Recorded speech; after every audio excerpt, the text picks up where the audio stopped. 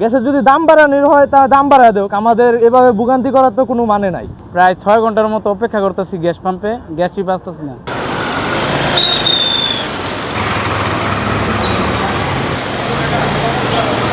গ্যাসের এরকম সংকট হয় তাহলে কিভাবে আমরা চলাফেরা করব?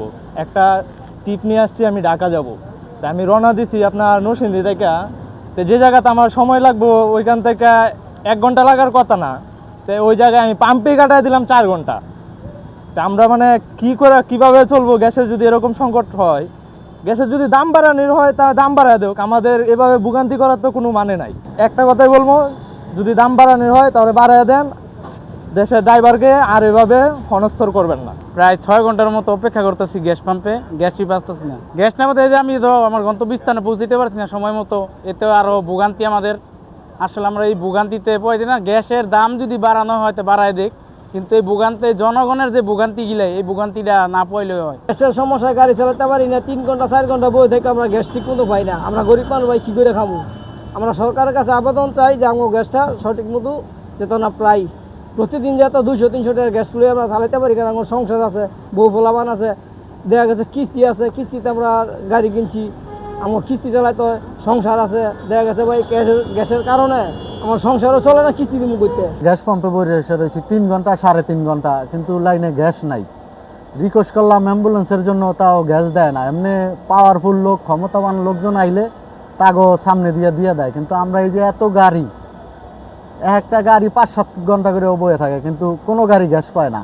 রুগী টানতে যাবো, তাও রিকোয়েস্ট করছি পাম্পা লাগো, কিন্তু গ্যাস দেয় না। ওই যে সিরিয়াল ছাড়া হ্যাগো গ্যাস দিয়ে দেয়, যারা এলাকার নেতা টেতা হ্যাগো গ্যাস দিয়ে দেয়, কিন্তু অনেক রিকোয়েস্ট করছি যে অ্যাম্বুলেন্সে গ্যাসটা দিয়ে দেন, আমি একটা রুগী নিয়ে যাম। 3 ঘন্টা টানা বসে আছে, কিন্তু গ্যাসটা দিল না আর কি। অনেক রিকোয়েস্ট করছি, কয়েকজনের রিকোয়েস্ট করছে আরও, কিন্তু তারা গ্যাস দেয় না। থানার লোকের আমরা সমস্যা আছে, আমরা সিএনজি গ্যাস সরার আমরা গ্যাস পাইতেছি না। প্রত্যেক দিনে আমরা 1 ঘন্টা 1.5 ঘন্টা বইয়ে তখন লাগে এই গ্যাসের জন্য। রামপুর কোনো গ্যাস নাই, তারপরে গ্যাস আরও তো কত ঘন্টা লাগে এটা ঠিক নেই, স্টেশন ঠিক নাই। তা আমরা বাড়িতে যাবো কোন সময়? গ্যাসের খুবই সমস্যার পড়তেছি। আমাদের এই গাড়ি নিয়ে আমরা খুব হয়রানি হচ্ছি। আমাদের গ্যাসে ঢুকছে না, যেখানে আমরা 1000-1200 টাকার গ্যাস পাওয়ার কথা, সেখানে আমরা 100 টাকার গ্যাসও ঢুকাতে পারছি না। এই দুর্ভোগ যত খুব তাড়াতাড়ি আমাদের সমাধান করা হয়, সেজন্য আমি প্রশাসন অথবা সরকারের প্রতি দৃষ্টি আকর্ষণ করছি। আমরা যাতে গ্যাসের কোনো সংকটে পড়তে যাই না, যেখানেই যাই ওইখানে আমরা গ্যাস পাচ্ছি না। এটা কেন? আমরা তো দেশের নাগরিক, আমরা তো গ্যাস আমাদের প্রাপ্য, পানাইরা আমরা টাকা দিয়ে গ্যাস কিনি, তারপর আমরা গ্যাস পাচ্ছি না কেন? এটা মাত্র 300-400 টাকার গ্যাস বা সিএনজির মাঝে 60 টাকা 40 টাকার গ্যাস ঢুকে, আমরা ট্রিপ মারতে পারি না। আমরা সংসার কীভাবে চালাবো? অনেক সমস্যা, 10-12 দিন ধরে এই অবস্থা। আমরা এক ট্রিপ মারতারি, আরেক ট্রিপ মারতারি না, গ্যাসের সমস্যা। বর্তমানে সারা দেশে গ্যাসের সমস্যা। আমাদের পাম্পেও গত 5-6 দিন যাবৎ কোনো গ্যাস নাই, লাইনেই গ্যাস নাই। তাই আমরা কোনো গাড়িওয়ালাদের গ্যাস সাপ্লাই দিতে পারছি না। সব গাড়ি আইয়া ফেরত যেতেছে, আমাদের ব্যবসা বাণিজ্য মন্দ। এই জন্য আমি সরকারের কাছ থেকে সাহায্য আহ্বান করবো আর কি, সরকার যেন উপযুক্ত ব্যবস্থা করে গ্যাস যেমন চালু করে দেয়। আমরা যতটুকু জানতে পারছি, এটা এলএনজির সমস্যার কারণে হতে পারে, অন্য কোনো সমস্যাও থাকতে পারে। গ্যাস সংকটের কারণে ড্রাইভারদের আসলে অবস্থা খুব খারাপ।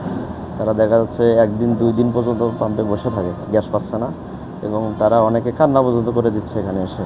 মানে এমন পরিস্থিতিতে যায় যে বাসায় যে যাবে এটুকু গ্যাসও তাদের গাড়িতে নেই।